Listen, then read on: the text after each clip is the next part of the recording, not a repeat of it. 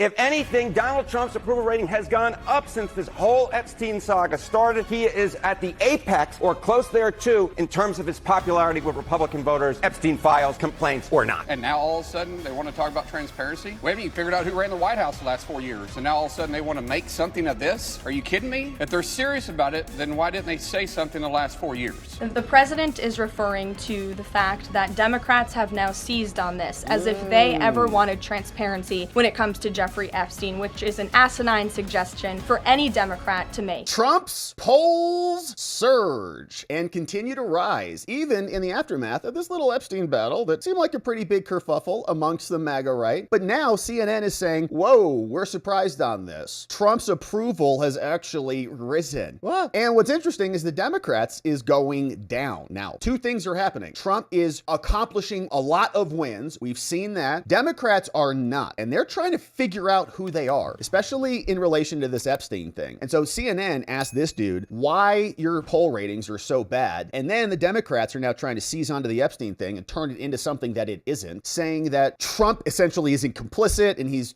covering up a bunch of things that they also were complicit in and trying to turn it into something that they didn't care about just because it happens to be Trump, right? And now this is more. We got Scarborough. We've got CNN dunking on Pramila. All of them are saying, what are you doing? What are you guys talking about? Where you been for 4 years? You guys are nuts. So the story starts with these rising poll numbers, catching some people by surprise, saying that actually, if you're not a hyper online person or super sucked into the politics, you're looking at the other benefits to the country, many of which we've talked about here. Borders are closed. A lot of the trans insanity is gone. We're talking about tariffs and reshoring a bunch of domestic capability. It looks like it's happening in real time, watching these new things break ground. And the list goes on and on. And in the context of all of the wins, you have a little bit of an Epstein, problem. But what does that do to the base ultimately who continues to see the winning occur? Here is what CNN reported. I think this one surprised me a bit because of all these complaints online going after Trump and the Epstein files. You might think his approval ratings were going down with Republicans. If anything, they're going up. Republicans who approve of Trump, look at our CNN poll. The prior one, 86%. The one out this week, 88% were Republicans. How about Quinnipiac? The prior poll, 87% approve Republicans. This week out, 90% with Republicans. If anything, Donald Trump's approval rating has gone up since this whole Epstein saga started. He is at the apex or close there too in terms of his popularity with Republican voters, Epstein files, complaints, or not. You just proved that not everything online is real. Yes, in real life. Who knew?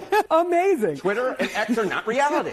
Is there any reason that you can find that this hasn't taken hold and hurt him? Yeah, on X, all you hear about is the Epstein files. But how about out in the real public? Republicans who said the top issue was Epstein case. The answer is one, and not 1%. One responded. This is a great little finding that Ariel Edwards-Levy, who of course is part of our polling unit, found. Just one single Republican said that the nation's top problem is in fact the Epstein case. Not much of a surprise that therefore Donald Trump's approval rating has not suffered with Republicans because of the Epstein case, because the bottom line is most Americans say it's not up high up on their priority. Yeah, I can't imagine many people would say it's the number one issue in the world. There's a lot of issues. It's an important one. As we see, the Democrats, though, are trying to figure out who they are. They have no real identity. They're trying to latch on to somebody, Commie Mom Donnie, or maybe, Pete Booty, or whomever they're going to try to come up with. But as it stands right now, not looking so good. So Trump's numbers looking good. His support is still strong and solid. But what about the Democrats? They are hitting all-time lows. There's this new CNN polling out today that says quite a bit. Just 28% of Americans view the Democratic Party favorably. And the context of that is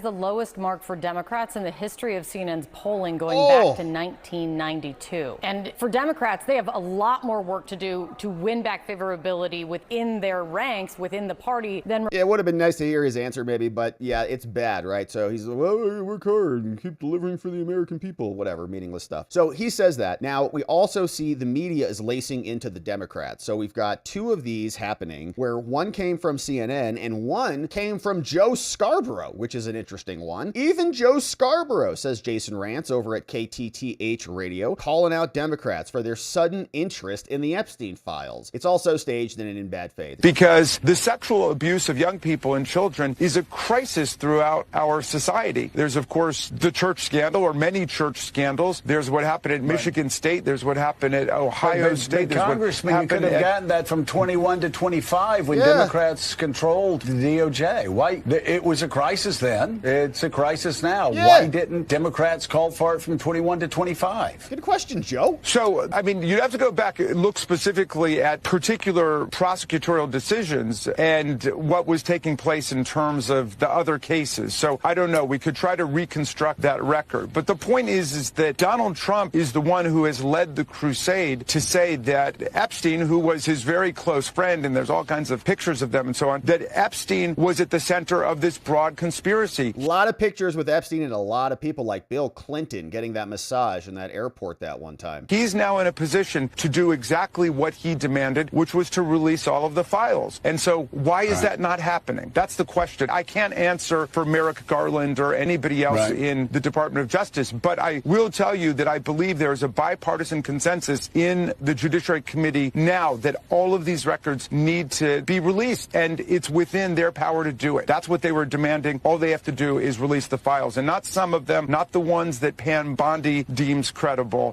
They all should be released. And by the way, they're also talking about subpoenaing Maxwell to come testify. That's great. She obviously, though, is looking for a presidential pardon and clemency, so she should not be viewed as the oracle for everything that happened. We should take her testimony with a grain of salt, but it's fine if they want to bring her forward, and that can be part of it, but we want the files themselves. Yeah, so suddenly they want the files. They had 4 years to go do anything with them. Now they want them, and that is curious because you start to ask, well, what did they put in the files? And I know some people might think that's crazy, but they have done that twice in the last 2 elections. So why wouldn't they create another fake hoax, which they've already done? And Pramila even had a harder time. She was over here with CNN, and she gets asked about this multiple times. Like, where you been, Pramila? What have you been doing? Now you're going to come out and scream about Epstein? You've been silent for 4 years. If you see such a need to investigate this, why didn't you raise it during the Biden administration? I mean, we couldn't find that you made any public comments about Epstein in previous administrations. Oh, weird. Well, I would have been happy to raise it then as well. Frankly, we were focused on so many different pieces, but I have been one of the Democrats that has been consistent on what I call out Republican presidents for and Democratic presidents for. Whether it is FISA,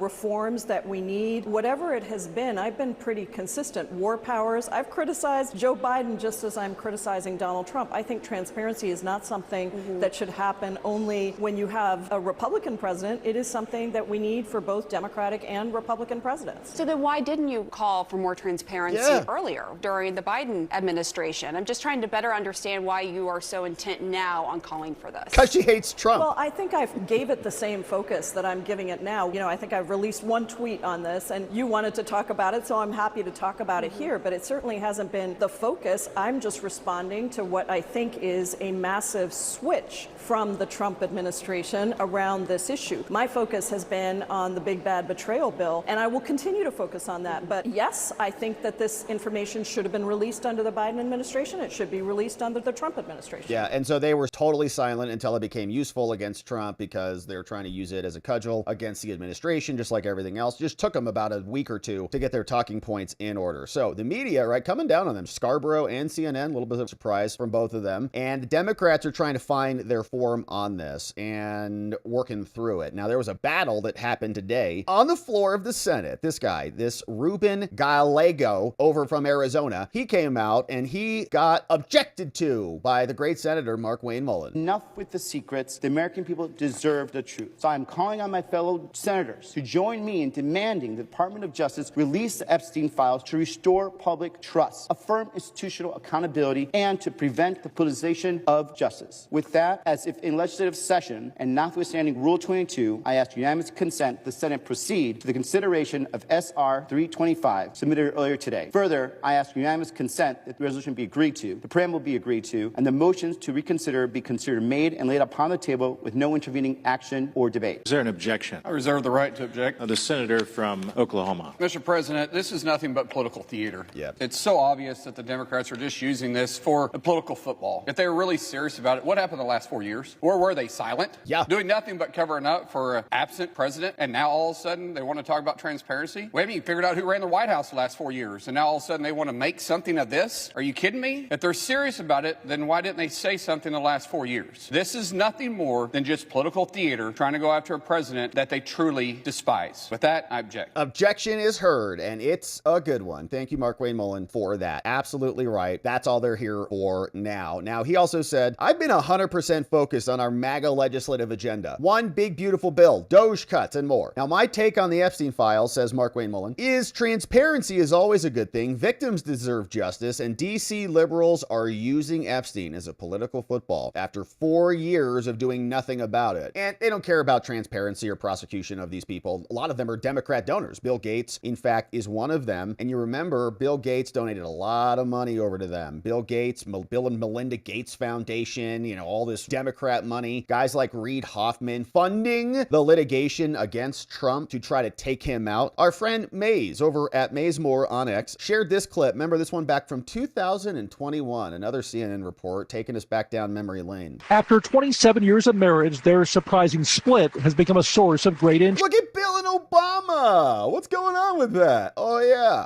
And now questions are arising whether Bill Gates' contact with convicted sex offender Jeffrey Epstein may have played a role. The Wall Street Journal reporting that Melinda Gates was concerned over her husband's relationship with Epstein going back many years. Melinda Gates made her concerns known to her husband, according to the Journal's Emily Glazer. She expressed her frustration to Bill Gates and really didn't feel comfortable with the relationship with Jeffrey Epstein, especially since Melinda Gates is a global advocate for women and girls, and it was already known that Jeffrey Epstein, had his issues, and that dismay was expressed, but Bill Gates continued meeting and having ties to Jeffrey Epstein. In fact, according to the New York Times, beginning in 2011, Gates met with Epstein on numerous occasions, including at least 3 times at Epstein's Manhattan townhouse, and at least once staying late into the night. Gates emailing colleagues in 2011, his lifestyle is very different and kind of intriguing, although it would not work for me, the Times reported. In 2019, Gates told the Wall Street Journal he did not have a business relationship or friendship with Epstein. Okay, we know what kind of relationship he had. Not a business relationship, not a personal relationship, but in other words, not an official business relationship, but maybe a trafficker relationship. But apparently, we're not going to know. So that came out a long time ago. And of course, the question has long been, what is being covered up? What is the full story? And this was an interesting little excerpt here. News Nation had on this fella, and he is a forensic expert that said, this is bizarre. Jake Green is saying that the video file is actually missing like 3 minutes, and there's a cursor moving around, which we saw. There's a little editing box up there. The cameras, when they cut out, it looks like they mashed 2 files together, and the moron editor just like cut off the minute, which I do all the time when I edit my own stuff. I'm like, what happened to the video? Oh yeah, you copy and pasted right over it, dummy. It takes me 5 minutes to figure it out. But we do, and then we fix it. The DOJ didn't. They just left that 1 minute out, apparently. And so here's what Jake Green, the digital forensic expert, had to say. All data is something that is in a forensically reliable format, meaning that we can go in and review it and confirm that it matches the original. What has been produced in this case is what you could consider as work product. This is not the original. This is a child of the original. There's so many issues with this video. The minutes missing, the jumps, we can sometimes see a cursor move in the top right corner. There's so many pieces wrong with this video, and for the DOJ to release it, it's strange and it's kind of unnerving to know that this is the way they want to do this. It sounds kind of dopey, actually, when you say what you said about the cursor being seen up on the top, because as we all know, surveillance cameras don't have cursors. So is there any way that I'm making a mountain out of a molehill? Is there any way that it's just normal to take a surveillance camera and then have a human download it and have a human send it off to the DOJ and then have the DOJ as humans send it out to us, and that's what we're really seeing? Yeah, that sounds exactly right. I don't think the first part of what you said happened. I don't think that this was a download from a surveillance system. I think this was what we call a screen capture. This is just a copy of a video of a video. So somebody went in with some type of software to actually record what the screen was showing. It's not in a reliable format. It may be reliable as to what was on the screen, but it cannot be confirmed to match what was originally recorded. So I think that's really what we're seeing here is just, it truly is the work product of FBI going in and attempting to change and alter and perhaps try to enhance the video, but it's clearly not the original. Yeah, and I think that's right. I do not think it was the original, and we didn't get the impression that it was the original, and a lot of questions about it. But one person who's also having a difficult time trying to find herself is Nancy Pelosi. And there's a weird thing going on with her because I think that her social media team is out of alignment with her brain, because Nancy Pelosi has 2 statements out today that don't seem to be in alignment with each other. She posted an actual post that said,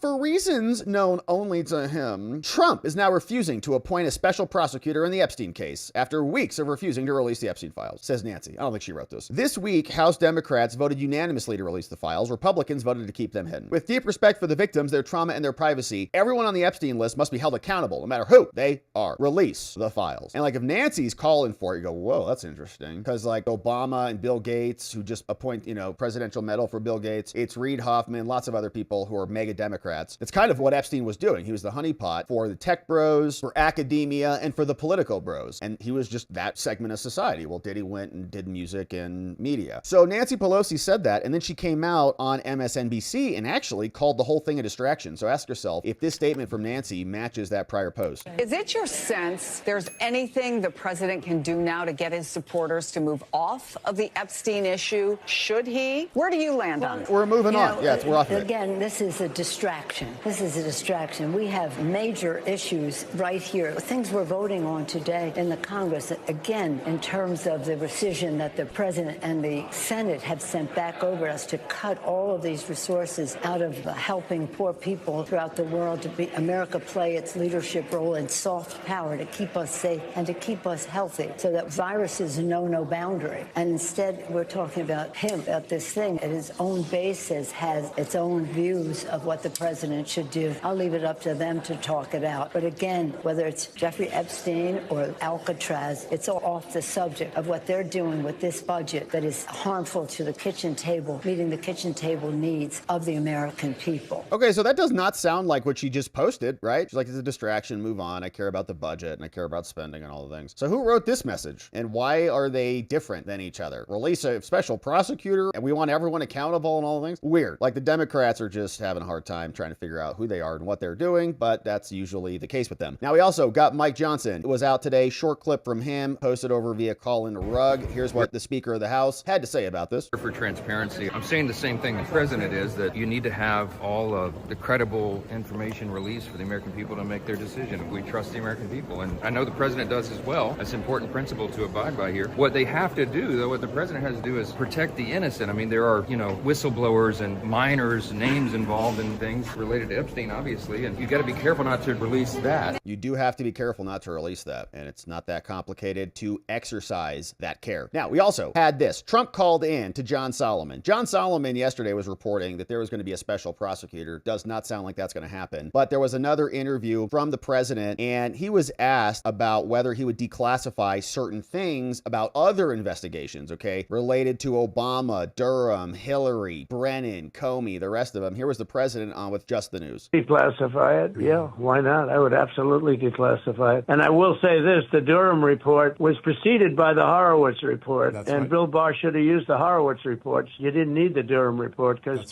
say what you want about Mr. Horowitz, so he was appointed by Democrats, but he wrote the most vicious and true report that you've ever seen on somebody, and that was on James Comey. Yep. And I believe, a couple of the people in the FBI that were crooked. But this report was so big, and then go back and check, even the New York Times wrote a violent editorial about Comey based on this report. And for some reason, Bill Barr didn't use it. It's such a disappointment, but he didn't use it. But that was one of the big things, and it got very little press. I think it was approximately 28 pages of corruption, absolute corruption. You're right. And that should have been used. Well, instead, Barr wanted to do a further report. So he put Durham in charge, and, Durham took years. I mean, total waste of time. It took so many years. I think it was just a tapping. I think you ought to look at that, too. Why did they tap it along? They tapped it along forever. Do you remember how long it took for Durham to come out with his 23. report? By the time he came out with a report, everybody was old. It was old. It was done, and nothing happened. So thanks for nothing there, John Durham. All right, so that was the president. We'll see if there's more action on that. There are statute of limitations coming up, I think, for John Brennan, like in 30 days. I saw that from Hans Monkey over on X. And so we'll see if the DOJ comes up with anything as a substitution. But one thesis that we had for Trump and his posts, which kind of felt, a little extra aggressive, calling me a weakling and then an idiot. But, I understand it. Things get, a little contentious sometimes. But not a big deal. We understand. Now, one thesis was that maybe Trump was sick. But we were wondering, was he sick or something? And Caroline Leavitt came out and said, actually, yeah, maybe, right? He had some swelling in the hands and ankles. Could have just been a little bit grumpy. You know how it is, man. You get a cold and suddenly you're like, I'm just mad at everything and everybody. It's because you're sick. Just chill out. Go take some medicine and go to bed. All right. So they were asking about about that today. Caroline Leavitt came out and dropped an explanation for this. And we also now have the memo that came out from the physician to the president from the White House. This is the official post. Says, in recent weeks, President Trump noted mild swelling in his lower legs. In keeping with routine medical care and out of an abundance of caution, this concern was thoroughly evaluated by the White House medical unit. And President Trump remains in excellent health. Now, I think Caroline is going to basically read that. On another note, I know that many in the media have been speculating about bruising on the president's hand and also swelling in the president's legs. So in the effort of transparency, the president wanted me to share a note from his physician with all of you today. In recent weeks, President Trump noted mild swelling in his lower legs. In keeping with routine medical care and out of an abundance of caution, this concern was thoroughly evaluated by the White House medical unit. The president underwent a comprehensive examination, including diagnostic vascular studies. Bilateral lower extremity venous Doppler ultrasounds were performed and revealed chronic venous insufficiency, a benign and common condition, particularly in individuals over the age of 70. Importantly, there was no evidence of deep vein thrombosis or arterial disease. Laboratory testing included a complete blood count, comprehensive metabolic panel, coagulation profile, D-dimer, B-type natriuretic peptide, and cardiac biomarkers. Nice. All results were within normal limits. An echocardiogram was also performed and confirmed normal cardiac structure and function. No signs of heart failure, renal impairment, or systemic illness were identified. Additionally, recent photos of the president have shown minor bruising on the back of his hand. This is consistent with minor soft tissue irritation from frequent handshaking and the use of aspirin, which is taken as part of a standard cardiovascular prevention regimen. This is a well-known and benign side effect of aspirin therapy. And the president is doing just fine, as we saw in the order. Says, summary, President Trump remains in excellent health. And that's great news. So, summary from the president's doctor, he's doing good, and we're happy that he seemingly is on the mend. Now, other questions came out towards Caroline Leavitt today, all about the Epstein stuff. And here is how it went down. She came out, gave us the announcement, told us about the president's health, and here is what the media said to her. Epstein files and the president's comments yesterday calling it a hoax. Can you clarify which part of the Epstein hoax is the hoax part? The president is referring to the fact that Democrats have now seized on this, as if they ever wanted transparency when it comes to Jeffrey Epstein, which is an asinine suggestion for any Democrat to make. The Democrats had control of this building, the White House, for 4 years, and they didn't do a dang thing when it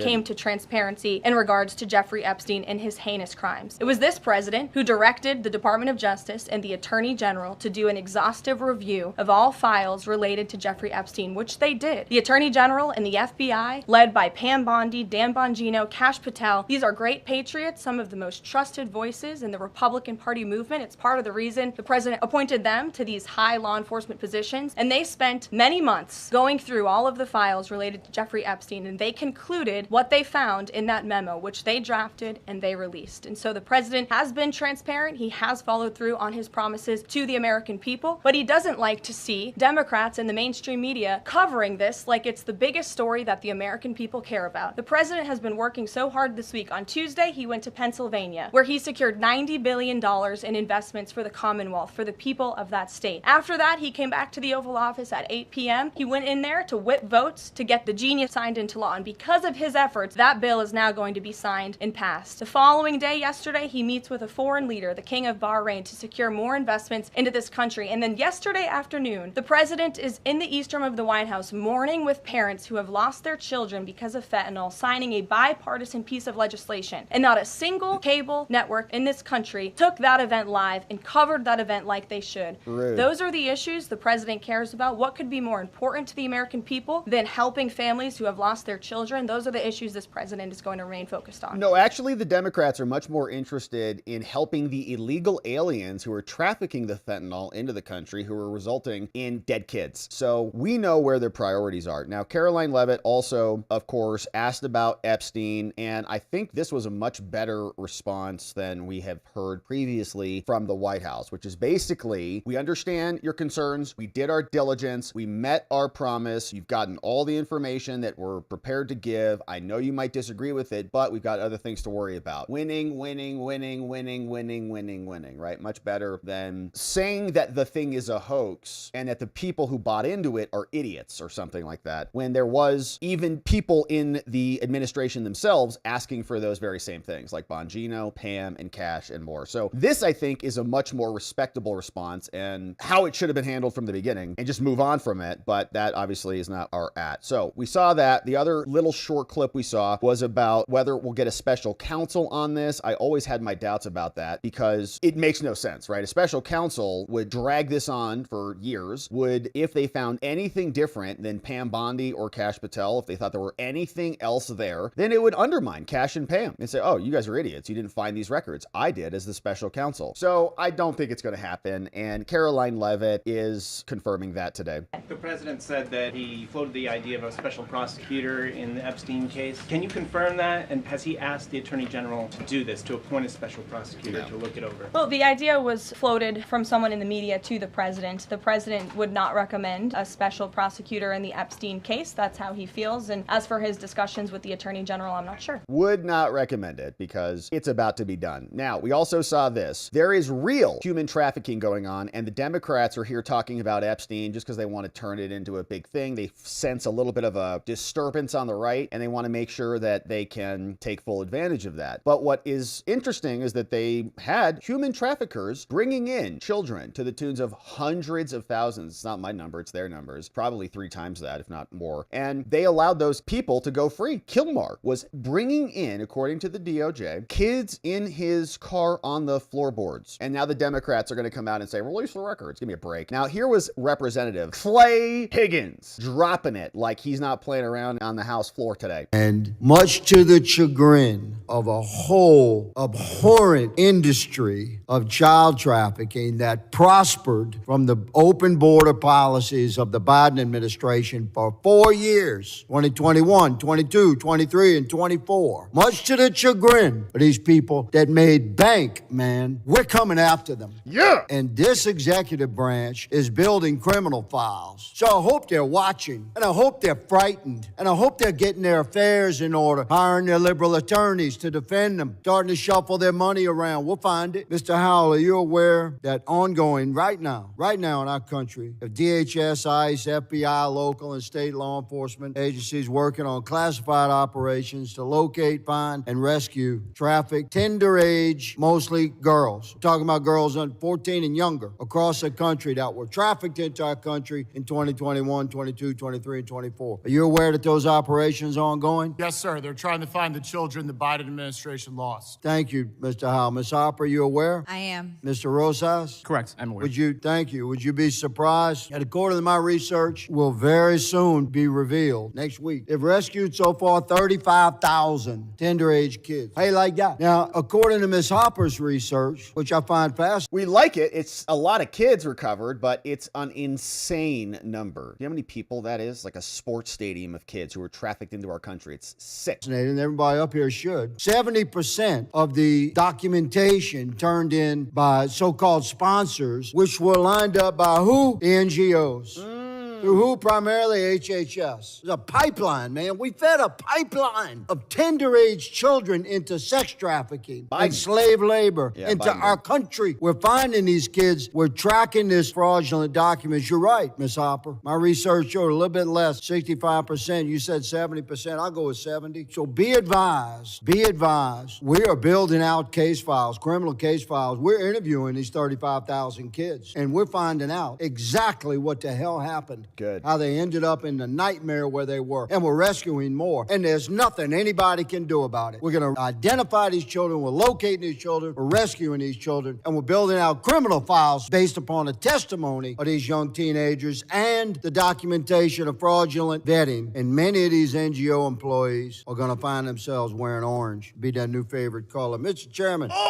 We hope so, Clay. We certainly hope so. So it sounds really good. Now, of course, he's not a prosecutor. He's a representative over in Congress, but they do have investigatory powers, right? They just send the letters all the time under Rule 10, House Rule 10. We can investigate anything or whatever. And they send all the records. So maybe they'll get them and they can create their criminal records and their compendiums and then send it over to Pam Bondi, but just don't put it on her desk. So Trump and his polls look like they're going up, and the MAGA winning continues. After the Epstein battle, we D.C. We want continual progress in our country, and Trump is delivering. So we'll keep our eye on this. The Democrats are going to continue to scramble to try to turn this into something. We'll be here continuing to cover this story, maybe. Hopefully it's over. And we appreciate you joining us as we do. Thanks for subscribing, and we'll see you back here on the next one.